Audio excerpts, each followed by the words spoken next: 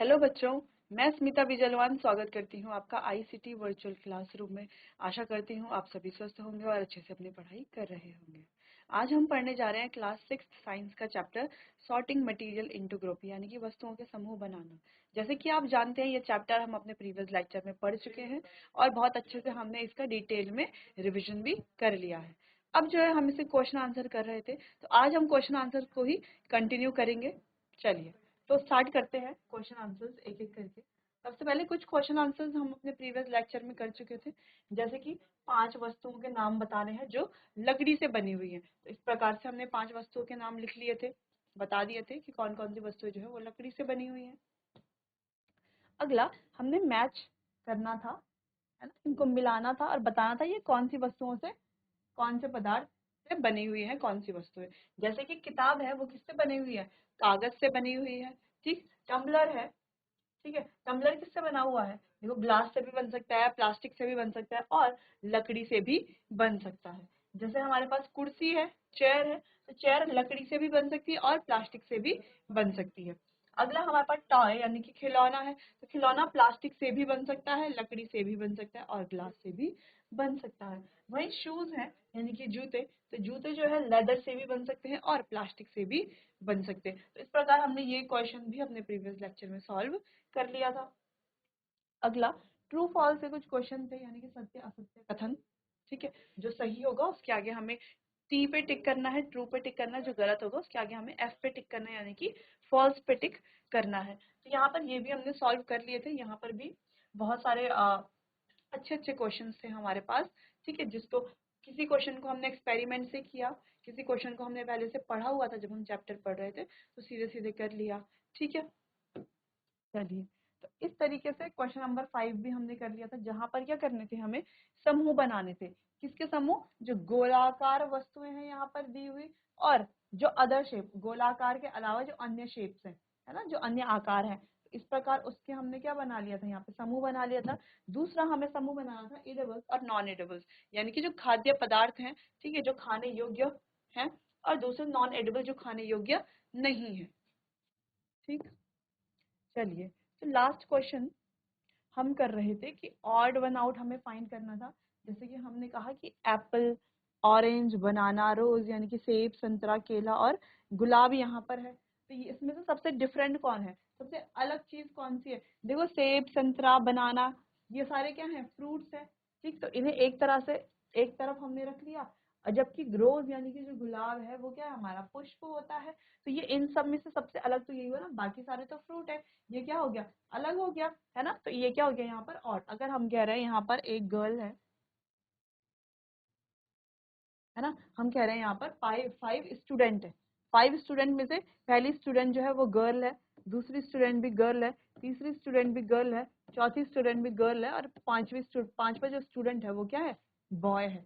तो यानी कि ऑड क्या है इनमें से, डिफरेंट क्या है, 4 तो लड़कियां हैं, ठीक है, और एक क्या यहाँ पर बॉय, तो ये क्या हो गया, एक डिफरेंट हो गया, ऑड हो गया यहाँ पर। ठीक, वैसे ही जैसे यहाँ पर देखो चेयर, बेड, टेबल, बेबी और कबर्ड, बाकी की जितनी भी वस्तुएं हैं सारी वो किससे बनी हुई है, लकड़ी से बनी हुई है। जैसे चेयर है, बेड है, टेबल है और कबर्ड है। लेकिन जो बेबी है यानी कि जो बच्चा है वो क्या है, वो तो लकड़ी से नहीं बना हुआ, तो ये क्या हो जाता है, यहाँ पर ऑड हो जाता है।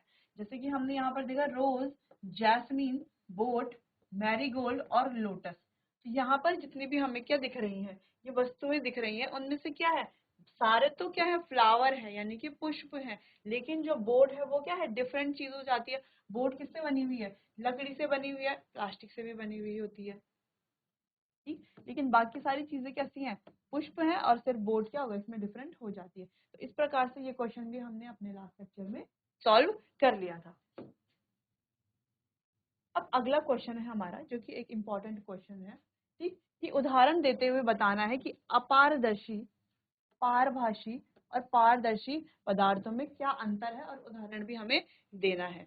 चलिए तो एक एक करके इनको हम लिखते हैं, इनकी डेफिनेशन, कि अपारदर्शी, पारभासी और पारदर्शी क्या होते हैं। तो सबसे पहले जैसे कि आप जानते हैं पारदर्शी पदार्थ कौन से होते हैं, पारदर्शी पदार्थ वे पदार्थ होते हैं जिनके आर पार स्पष्ट रूप से देखा जा सकता है ना, जिनके माध्यम से स्पष्ट रूप से देखा जा सकता है। ठीक, वही पारभाषी पदार्थ कौन से होते हैं? अब पारभाषी पदार्थ वे पदार्थ होते हैं जिनके आर पार तो देखा जा सकता है, यानी कि जिनके माध्यम से देखा तो जा सकता है लेकिन स्पष्ट रूप से नहीं देखा जा सकता।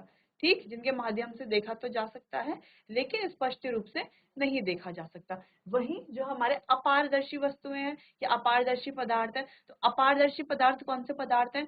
अपारदर्शी पदार्थ वे पदार्थ हैं जिनके माध्यम से किसी भी चीज के आर पार नहीं देखा जा सकता। ठीक, जिनके माध्यम से नहीं देखा जा सकता, तो वही हमें यहाँ पर लिखने हैं। सबसे पहले पारदर्शी,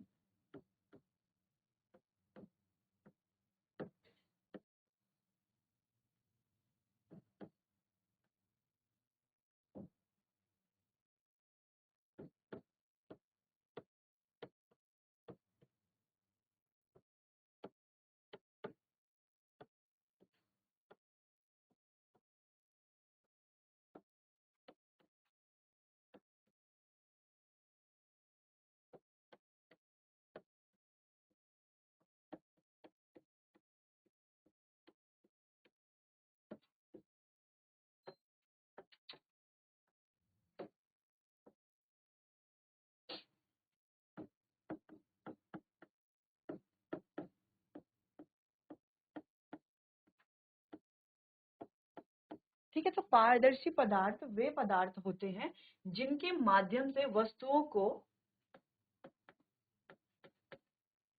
स्पष्ट रूप से देखा जा सकता है।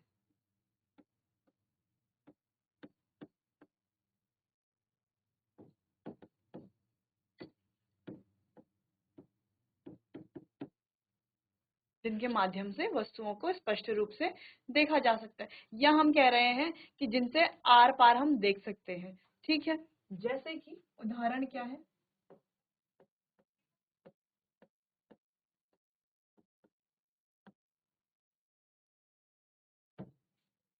जैसे कि उदाहरण है कांच। ठीक, या हम कहते हैं क्लियर वाटर यानी कि साफ पानी।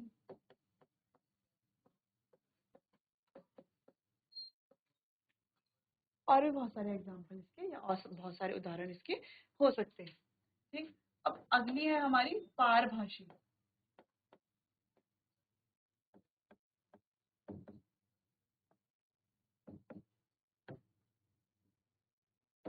अब पारभाषी वस्तुएं क्या है? ठीक, जिनके आर पार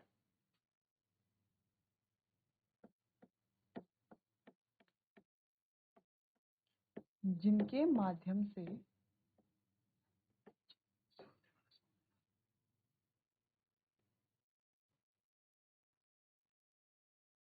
जिनके माध्यम से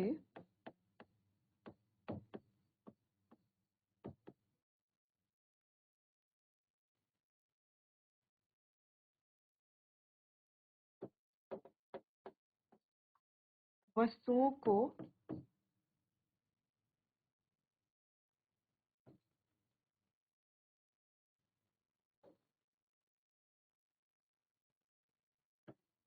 देखा जा सकता है लेकिन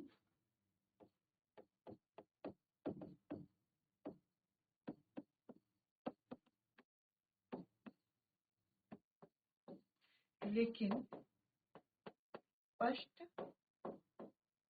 रूप से नहीं।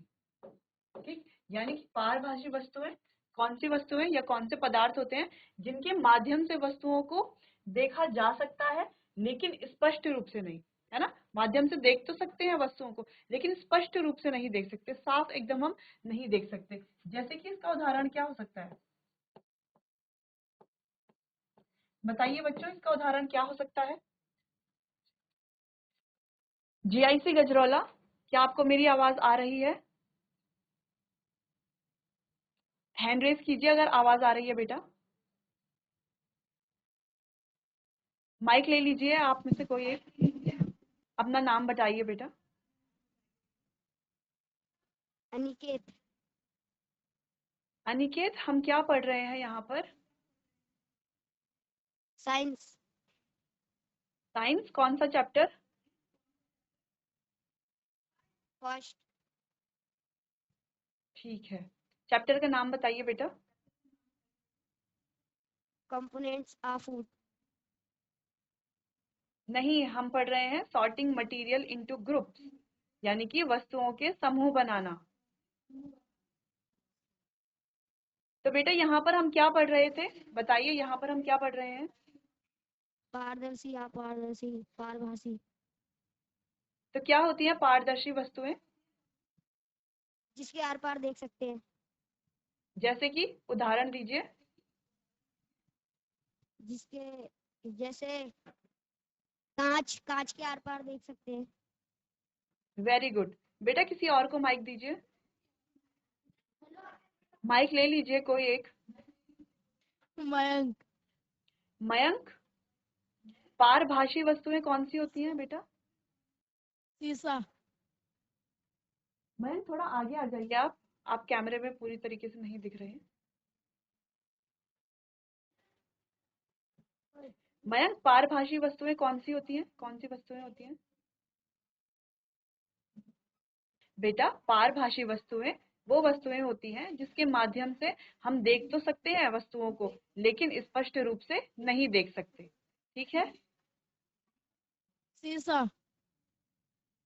जैसे कि पाला लगा हुआ शीशा। अगर किसी शीशे में पाला लगा हुआ है तो उसके आर पार हम देख सकते हैं, लेकिन स्पष्ट रूप से नहीं देख सकते।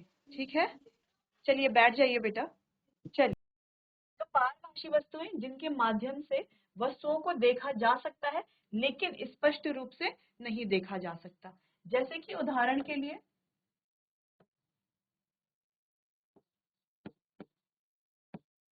पाला लगा हुआ कांच,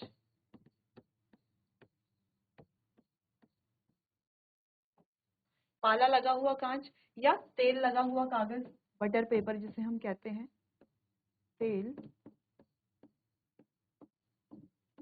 लगा हुआ कागज। ठीक है, चलिए तीसरा,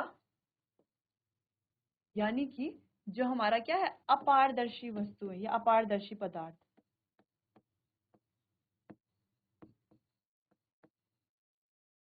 अब अपारदर्शी पदार्थ क्या होते हैं?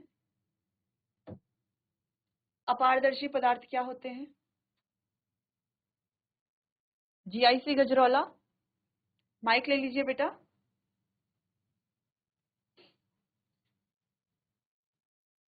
माइक ऑन कीजिए। उसे कहते हैं जिसके कर लिया मैम। हाँ जी, बताइए अपारदर्शी मैम वस्तुएं कौन सी होती है या अपारदर्शी पदार्थ कौन से होते हैं? मैम जिसके आर पार नहीं देख सकते मैम, जिसके आर पार धुंधला दिखता है। जिसके आर पार नहीं देख सकते, धुंधला नहीं, जिसके आर पार देख ही नहीं सकते। जैसे कि उदाहरण नहीं देख दीजिए। सकते, जैसे दीवार, दीवार, दीवार लकड़ी, वेरी गुड, दीवार लकड़ी, वेरी और गुड, वेरी गुड, बैठ जाइए। लोहा।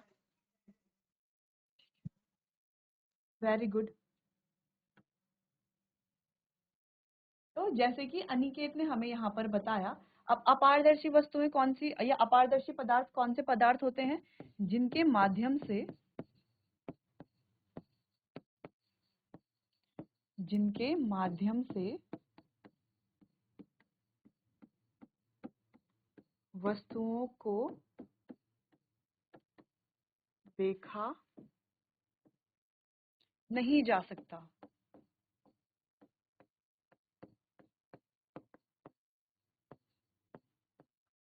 ठीक है, जैसे कि उदाहरण हम लिखेंगे।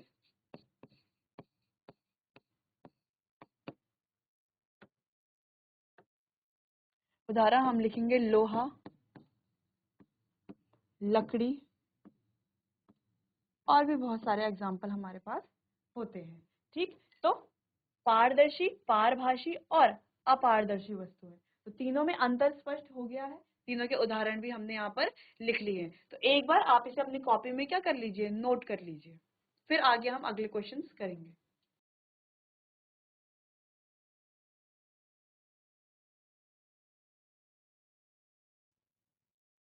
कुछ कह रहे हैं बेटा आप?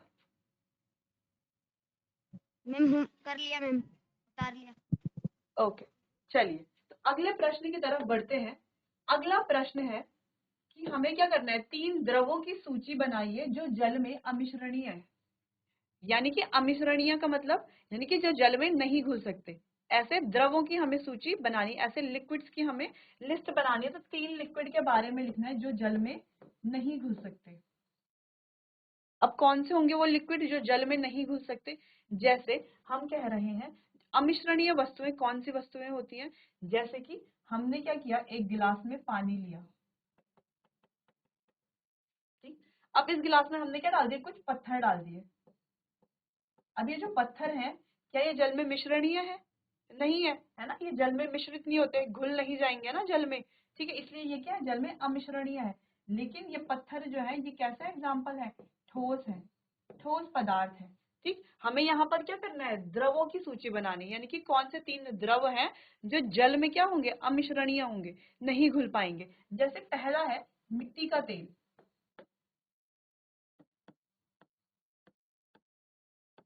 अब मिट्टी का तेल ले अगर हम और उसको क्या करें, एक गिलास पानी में डाल दें, ठीक है, तो वो क्या होगा, अमिश्रणीय होगा। उसको हम कितना भी चम्मच की मदद से घोलने की कोशिश करें तो वो जल में नहीं घुलेगा, ठीक। तो मिट्टी का तेल पहला।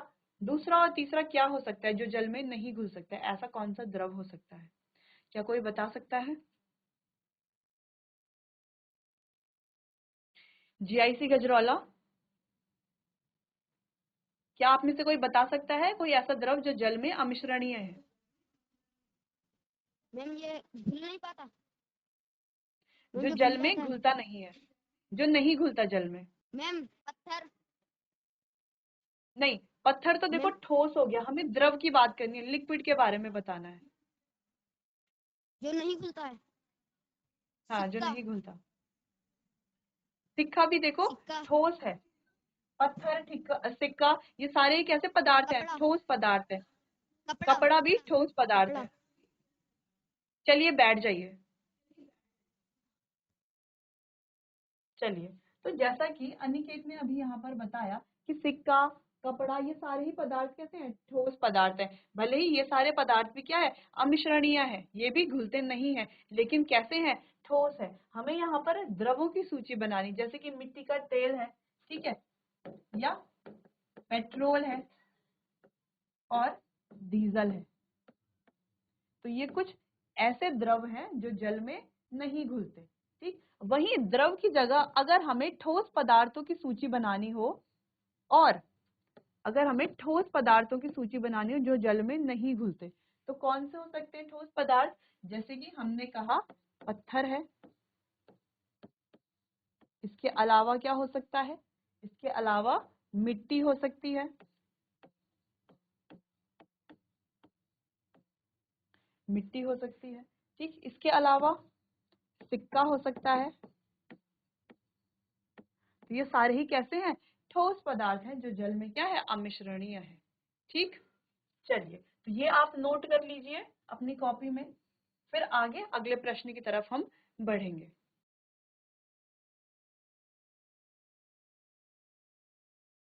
चलो, तो ये तो आपने नोट कर लिया होगा कि ऐसे पदार्थ जो जल में अमिश्रणीय है, यानी कि घुलनशील नहीं है। जैसे कि हमने चैप्टर के बीच में भी पढ़े थे, हमने बहुत सारे एग्जाम्पल्स देखे थे कि कुछ पदार्थ जो है जल में घुलनशील होते हैं, कुछ घुलनशील नहीं होते। वहीं अगर हमें ऐसी सूची बनानी हो कि जो जल में घुलनशील होते हैं, है ना, अभी तो हमने वो सूची बनाई कि जो जल में क्या है, अमिश्रणीय है, घुलनशील नहीं है। अगर हम कहें हमें कुछ ऐसे पदार्थों के बारे में लिखना है जो जल में घुल जाते हैं, घुलनशील हो, तो हम क्या लिखेंगे?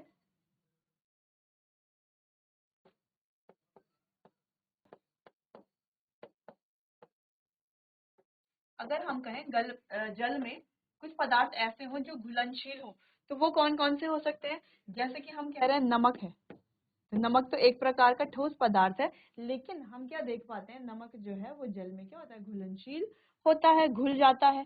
चीनी है, ये भी क्या हो जाता है, जल में घुलनशील होती है। इसके अलावा अगर हम किसी द्रव की बात करें तो सिरका है, सिरका भी क्या होता है, जल में घुलनशील होता है, ठीक। चलिए, तो इस प्रकार से बहुत सारे पदार्थ ऐसे हैं जो जल में क्या होते हैं, घुलनशील होते हैं। चलिए, तो अगले प्रश्न की तरफ बढ़ते हैं। यहाँ पर घुलनशील कौन से पदार्थ होते हैं और घुलनशील कौन से नहीं होते, ये तो आपको समझ में आ गया होगा। चलिए, तो अगले प्रश्न की तरफ बढ़ते हैं। अगला प्रश्न कुछ इस प्रकार है, आप कैसे स्पष्ट कर सकते हैं कि चीनी और नमक जैसे कुछ ठोस पदार्थ जल में घुलनशील हैं। ठीक है, क्या कह रहे हैं कि चीनी और नमक क्या है, दोनों ही ठोस पदार्थ हैं और जल में क्या है, घुलनशील है। जबकि चॉक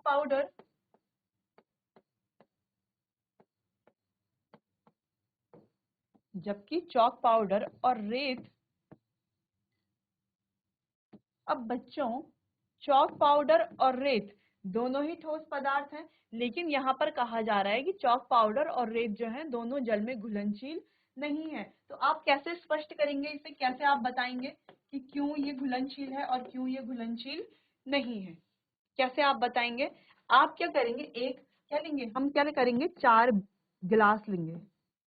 क्या करेंगे, 4 गिलास लेंगे। ठीक है, अब चारों गिलासों में क्या कर देंगे, पानी भर देंगे आधा आधा।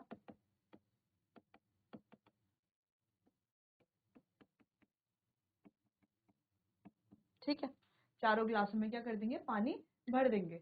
अब पानी भरने के बाद पहले बीकर में हम क्या डालेंगे, चीनी डालेंगे।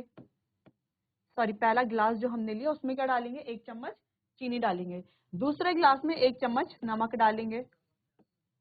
तीसरे गिलास में 1 चम्मच क्या डालेंगे, चॉक का पाउडर डालेंगे।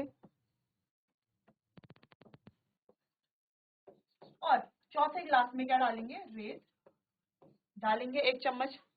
ठीक है, अब इसको क्या करेंगे, चम्मच की मदद से या स्टीलर की मदद से घोलने की कोशिश करेंगे। अब जब हम इसे घोलेंगे तो हम क्या देख पाएंगे, जो चीनी जो है वो जल में अच्छी तरीके से घुल जाती है। ठीक है, यानी कि चीनी जो है जल में घुलनशील है।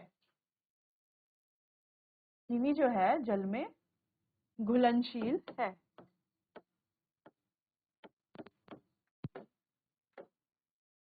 देख पाएंगे कि चीनी जल में घुलनशील है। ठीक, वहीं दूसरी तरफ नमक भी क्या करेंगे, घोलेंगे चम्मच की मदद से, देख पाएंगे नमक जो है वो भी जल में क्या है, घुलनशील है।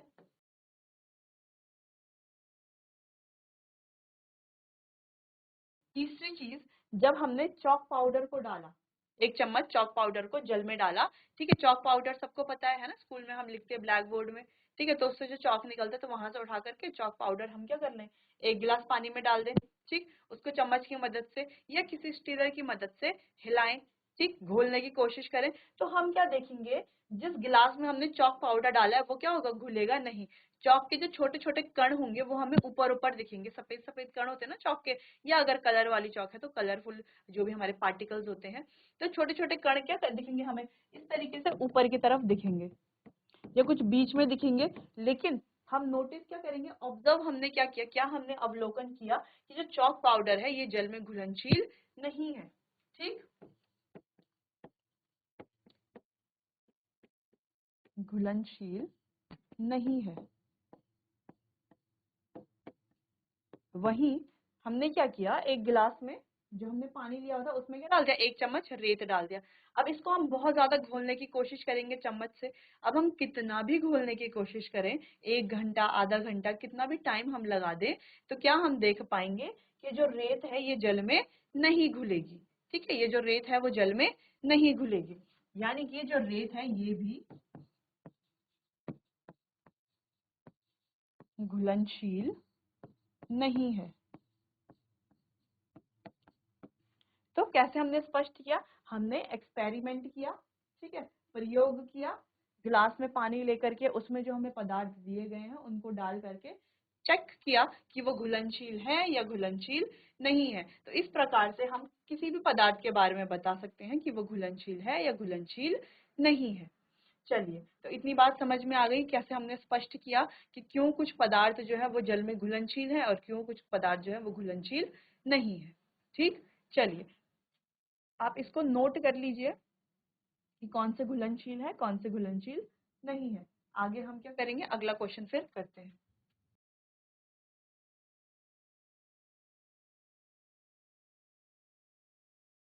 चलिए, तो अगला प्रश्न करते हैं। अगला प्रश्न क्या है कि एक प्रयोग करके दर्शाइए कि हमारी हथेली पारभाषी है। क्या बताना है हमें? प्रयोग करके बताना है कि जो हमारी जो हथेली है वो क्या है? पारभाषी है। सबसे पहले तो पारभाषी क्या होते हैं? चलिए, तो सबसे पहले हमें ये प्रयोग करके बताना है कि हमारी हथेली जो है वो पारभाषी है।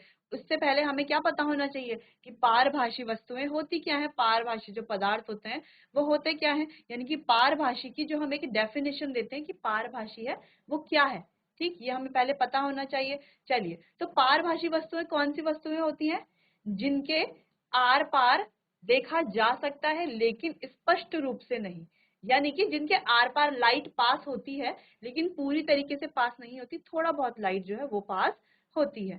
ठीक, तो यही हमने पारभाषी वस्तु में पढ़ा था। अभी हमने पीछे क्वेश्चन किए थे ना कि जिनके माध्यम से वस्तुओं को देखा जा सकता है लेकिन स्पष्ट रूप से नहीं। देखा जा सकता है लेकिन स्पष्ट रूप से नहीं, जैसे कि तेल लगा हुआ कागज है, पाला लगा हुआ कांच है। ठीक, जिसके आर पार हमें कैसा दिखता है? धुंधला दिखता है, यानी कि लाइट तो पास होती है लेकिन पूरी तरीके से पास नहीं होती।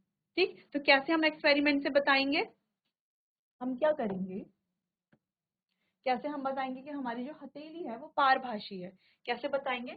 किसी अंधेरे क्षेत्र में टॉर्च के शीशे को अपनी हथेली से ढक ले। ठीक है, किसी अंधेरे कमरे में या अंधेरी जगह पर हम जाएंगे और टॉर्च के शीशे से क्या कर लेंगे? अपनी हथेली को ढक लेंगे। इस प्रकार, अगर ये टॉर्च है तो इस प्रकार क्या कर लेंगे? अपनी हथेली को ढक लेंगे। ठीक, टॉर्च जलाएं और अपनी हथेली को विपरीत दिशा से देखें। अब हम क्या करेंगे?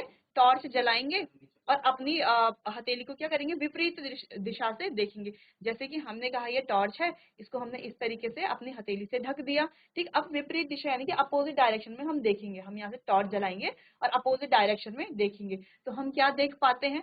देखो, हालांकि ये स्पष्ट नहीं है लेकिन हम देख सकते हैं कि टॉर्च की रोशनी हथेली के माध्यम से प्रेषित होती है। हम क्या देख पा रहे हैं कि टॉर्च की जो रोशनी है वो हथेली के माध्यम से क्या हो रही है? प्रेषित हो रही है। यह प्रयोग दर्शाता है कि जब एक शक्तिशाली प्रकाश किरण हमारी हथेली से होकर गुजरती है तो वह पारभाषी हो जाती है।